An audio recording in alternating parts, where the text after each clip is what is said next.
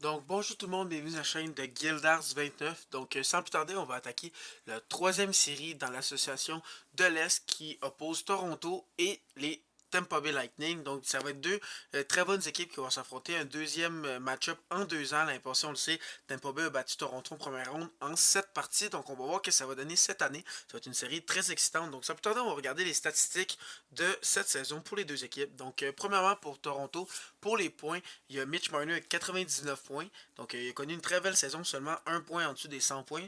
Ensuite de ça, il y a Nylander qui a vraiment été excellent avec 87 points.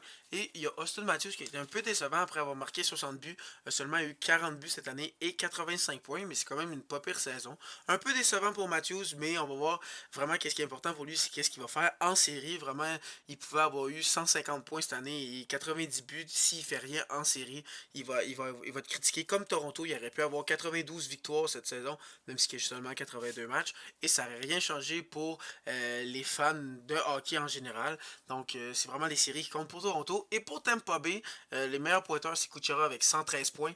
Vraiment une très belle saison. Vraiment underrated. On n'en parle pas vraiment de sa saison, mais il a quand même eu en haut de 110 points. Il a eu 113 points. Donc, troisième de la Ligue nationale, égalité avec Pasternak. Donc, c'est vraiment une très belle saison pour Kuchera. Ensuite de ça, il y a Brandon Point, 95 points, 50 buts. On n'en parle pas non plus. Donc, deux très belles saisons, un peu passées sous le radar dans l'Union nationale. Ensuite de ça, il y a Steven Stamkos avec 84 points, donc trois très bons joueurs. Ensuite de ça, si on regarde les gardiens de but, je pense que c'est là qu'il y a vraiment une grosse différence. Parce que pour Toronto, les deux gardiens sont Matt Murray et Ilya Samsonov. Samsonov a été le starter cette année. Il a pris la pole position à Matt Murray. Moi, j'avais un peu dit en début de saison, je voulais même que les Canadiens le signent quand il était agent libre. Et quand Toronto l'a signé à seulement 1,3 million, j'ai vraiment fait. C'est une très belle acquisition pour Toronto. 1,3 million, il n'y a pas de risque. Et en plus de ça, je m'étais dit, ça se peut qu'il vole la place de numéro 1 à Matt Murray. C'est ça qu'il a fait avec un 919 pourcentage d'arrêt et un 18.0 de goal save above expected. Donc vraiment une très très belle saison pour Samsonov. Mais le problème, c'est qu'il n'y a pas vraiment beaucoup d'expérience en série. C'est ça la grosse différence avec un André Vasilevski qui a eu un 915 pourcentage d'arrêt et 25.3 de goal save above expected. Donc encore une excellente saison pour André Vasilevski qui est selon moi le meilleur gardien de la Ligue nationale parce qu'à chaque année, année après année après année, il est tout le temps excellent. À chaque année, tu sais qu'il va être très très bon. Mais qu'est-ce qui fait qu'il est autant bon? C'est qu'à chaque année en série, il devient encore meilleur. Donc c'est ça la grosse différence, c'est que Vasilevski a de l'expérience en série et pas Samsonov. Donc on va voir qu'est-ce que ça va donner. Est-ce que Vasilevski va montrer encore cette année pourquoi il est le meilleur gardien de la ligue? On va voir.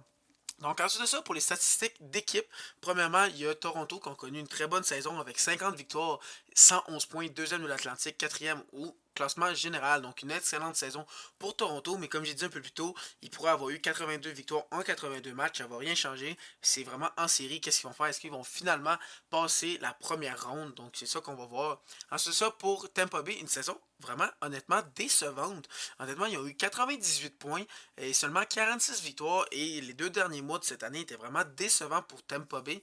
Il n'y avait même pas un winning record, il y avait plus de défaites que de victoires. Honnêtement, j'ai été très déçu de Tampa Bay, mais en même temps, Tampa Bay, ça fait 3 ans qu'ils se rendent jusqu'en finale, 2 Coupes Stanley, donc il y a beaucoup de hockey que leurs joueurs y ont joué, donc ils sont peut-être aussi essoufflés. Puis aussi en même temps, si tu es sûr de faire les séries, tu essaies de te reposer, peut-être tu joues pas à ton meilleur, peut-être ça te tente pas de te donner à 100% parce que pour toi, la saison, ça fait plus grand chose. C'est vraiment ça veut pas dire grand chose, désolé. C'est vraiment les séries qui vont compter pour vous. Donc peut-être c'est pour ça qu'ils ont été décevants, mais honnêtement, ça fait un peu peur de voir Tampa Bay rentrer en série avec autant de difficultés en fin de saison.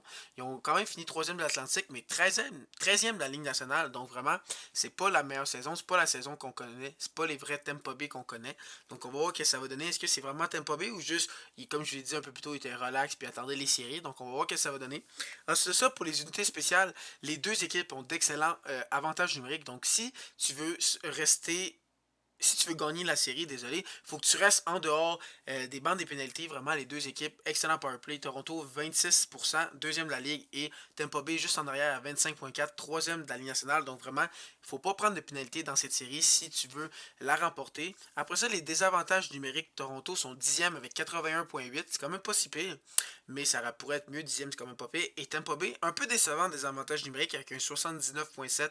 Même pas 80%. Normalement, tu veux au moins 80. Et ils sont 15e de la ligue, donc c'était vraiment un milieu de la Ligue nationale. Donc ça, c'est quelque chose qui pourrait améliorer. Que si Tampa Bay prend des pénalités contre le deuxième meilleur powerplay, puis ils n'ont pas un très très bon désavantage numérique, ça pourrait leur faire mal. Donc il faut rester discipliné dans cette série. Ensuite de ça, pour les buts pour, sont très très proches. Toronto est à 278, 9e de la Ligue, ce qui est très bon. Et Tampa Bay sont juste en avant de eux à 280, 8e de la Ligue nationale. Donc c'est deux équipes très très proches pour les buts. Deux équipes qui sont capables de marquer beaucoup de buts, comme vous pouvez voir. Kucherov 113 points et Marner 99 points. Donc deux bonnes équipes avec des bons joueurs offensifs. Ensuite de ça, il y a les buts contre. Toronto est largement devant avec 220, 7e de la Ligue contre 252, 14e de la Ligue nationale pour Tampa Bay.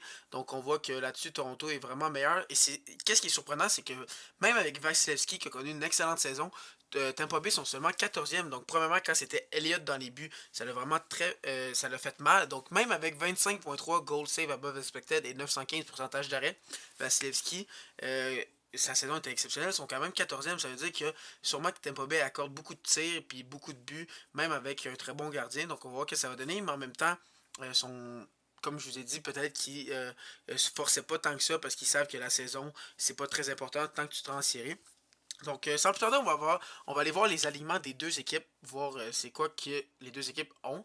Donc, premièrement, Toronto, euh, j'adore qu'est-ce que Carl Dubus a fait. Les ajouts au deadline ont été fantastiques. Donc, le premier trio, c'est Michael Bunting, Austin Matthews et Mitch Marner, un très très bon premier trio. Honnêtement, Matthews, c'est vraiment cette année qu'il doit prouver qu'il est capable de bien jouer en série. Il faut vraiment qu'il soit le joueur qui mène cette équipe. Il faut qu'il soit le meilleur joueur pour que Toronto pense aller loin en série. Ensuite de ça, Mitch Marner, un excellent joueur, très bon fabricant de jeu. Ensuite de ça, tu as un excellent deuxième trio que moi j'adore. Tu as John Tavares avec un Ryan O'Reilly qui sont allés chercher au deadline, une excellente acquisition.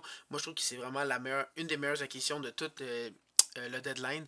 Ensuite de ça, tu as William Nylander qui a connu une excellente saison avec 87 points. Ensuite de ça, tu as un troisième trio avec Alex Kerfoot, Noel Acciari, une très belle acquisition au deadline. Donc Noel Acciari, un très bon joueur de troisième trio. Ensuite de ça, tu as Kalle Youngcrock qui est très bon sur un troisième trio. Selon moi, il est underrated, on n'en parle pas beaucoup, puis il fait très bien sa job. Ensuite ça, il y a Zach Aston-Reese qui a réussi à se battre pour une place dans l'alignement, puis qui fait très bien depuis qu'il est avec Toronto. C'est ça, tu as un David Kempf qui est très très bon au désavantage numérique, qui est très bon pour les mises en jeu. Et un Sam Lafferty, une très belle acquisition aussi de Caldubus au deadline. Donc en attaque, il y a trois joueurs qui ont été cherchés au deadline qui vont faire partie de cette équipe. Ryan O'Reilly, Noel Acciari et Sam Lafferty. Et si tu as besoin de quelqu'un de plus physique, si tu vois que la série a besoin de physique, de bagarre, il y a euh, Wayne Simmons qui est aussi hors de l'alignement, qui peut rentrer n'importe quand si tu as besoin de gars plus physiques. Donc vraiment une très belle offensive pour Toronto. Moi, j'adore les quatre lignes de Toronto. Surtout le deuxième trio, selon moi, c'est un premier trio dans pas mal toutes les équipes. Mais eux, c'est leur deuxième trio.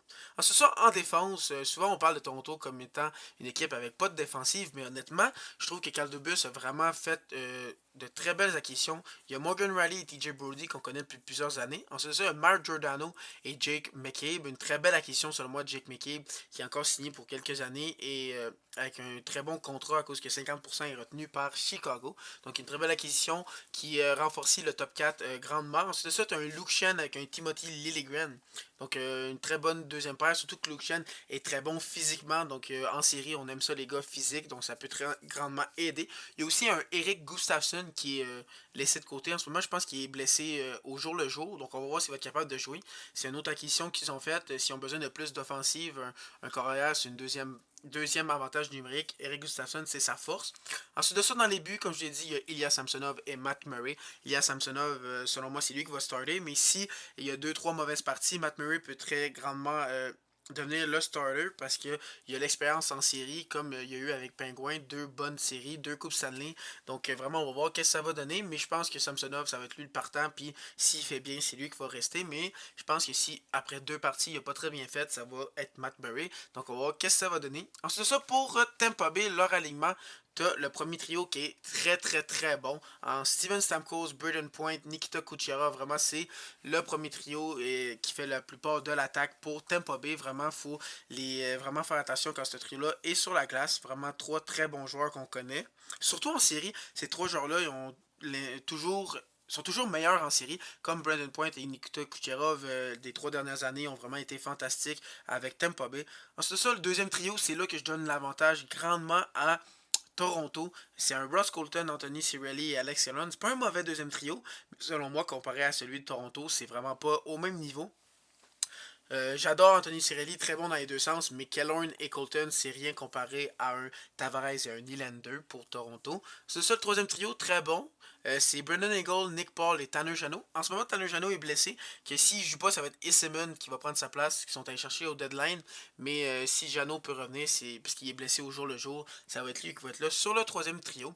Ensuite de ça, tu as un Patrick Maroon, Pierre-Edouard Bellemare et Corey Perry, un très bon quatrième trio. C'est le parfait quatrième trio type de gars, des vétérans qui ont de l'expérience, qui sont capables de brasser si tu as besoin, mettre de l'action.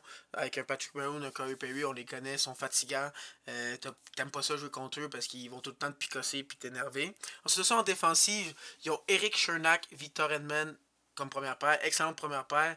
On connaît Edman, un excellent défenseur. C'est ça, deuxième paire, Mikhail Sergachev et Nick Perbix. Mikhail Sergachev connaît une excellente saison, un des meilleurs jeunes défenseurs de la Ligue nationale. Ensuite de ça, la troisième paire, c'est Ian Cole et Zach Bogosian. Je suis obligé de donner l'avantage à Tampa Bay pour les trois premiers défenseurs. Ils ont plus de star power en défense avec Edman, Chernak et Sergachev, mais je préfère et de loin la profondeur de Toronto. Je trouve que Perbix, Bogosian, Ian Cole, ils n'ont rien à contre la profondeur de Toronto, qui ont Liljegren, ils ont Giordano, ils ont McCabe, ils ont Gustafsson, ils ont Lucian. Je trouve que c'est beaucoup mieux que la profondeur de Tampa Bay. Ensuite de ça, dans les buts, c'est la grande force de Tampa Bay, c'est André Vasilevski. Donc vraiment, s'ils se blessent, sont un peu dans la merde parce que Brandon Elliott n'a pas connu une bonne saison cette année. Mais vraiment, Vasilevski, je pense qu'il va être capable d'être encore cette année, comme à chaque année, un mur en série. Donc si Vasilevski décide de vraiment jouer à 1000% comme il est capable, il peut voler cette série. Il peut voler la série contre n'importe qui. Donc on va voir qu'est-ce que ça va donner. C'est vraiment ça le gros morceau pour Tampa Bay selon moi. Donc si on va voir les deux X-Factors pour cette série, pour Toronto selon moi c'est Austin Matthews. Cette année il a été un peu décevant. J'espère qu'il se préparait pour être une machine en série. S'il est capable de vraiment exploser, d'être le meneur de cette équipe-là, je pense que Toronto peut l'emporter. Mais en même temps, de l'autre côté, selon moi le X-Factor c'est André Vasilevski.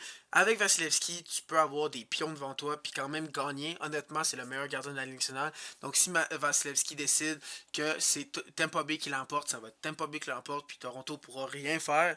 Mais honnêtement, avec la façon que Tampa Bay ont joué cette année, surtout dans les 2-3 derniers mois, honnêtement, je vois Toronto l'emporter et je vois ça en 6 parties. J'ai vraiment hésité entre 6 et 7 parce qu'avec un Vasilevski, tu peux jamais miser contre Tampa Bay. Mais honnêtement, de la façon que Tampa Bay a joué dans les derniers mois, je suis vraiment pas confiant en eux. Je pense vraiment que Toronto vont finalement sortir de la première ronde. Donc je vois Toronto en 6 parties, mais je serais pas surpris que Tampa Bay l'emporte à cause de Vasilevski principalement et aussi leur premier trio à Tampa Bay est juste fantastique. Donc on va voir qu'est-ce que ça va donner. Ça va être une très bonne série. Peut-être que Tampa Bay, comme je l'ai dit 2-3 fois dans la vidéo, ont laissé les 2 derniers mois de la saison passer en se forçant pas tant que ça parce que pour eux la saison c'est putain important quand tu vas 3 fois en finale en 3 saisons. Donc on va voir ce que ça va donner. J'ai vraiment hâte de regarder cette série. Donc dites-moi dans les commentaires qui va penser qu'il va l'emporter. Et sur ce, si vous êtes encore là, c'est sûrement que vous avez aimé. Donc n'hésitez pas à liker la vidéo, vous abonner si ce n'est pas déjà fait et cliquer à la petite cloche pour savoir quand je vais faire d'autres vidéos. Et sur ce, bonne fin de journée.